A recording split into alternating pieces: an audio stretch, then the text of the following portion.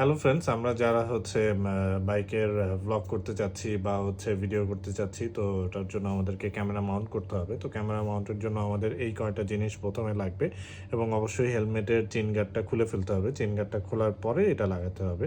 তো আমি এখন লাগাবো, লাগানোর পরে দেখাবো যে কীভাবে আমি লাগালাম জিনিসটা। তো এই হচ্ছে হেলমেট। আমি চেইন গার্ডটা অলরেডি খুলে ফেলেছি। চেইন গার্ডটা অলরেডি খোলা। তো এটা আমি এখন সেট করব। ওকে, তো জিনিসটা হচ্ছে এরকম থাকবে। এটা থাকবে নিচের দিকে, এই একটা ফিতা যেটা। আর এইখানে হচ্ছে এটা খুবই ইজি, যে ফিতাটা আমি ঢুকানোর পরে এটা জাস্ট অফ করে দিলে এটা লেগে যাবে। হ্যাঁ,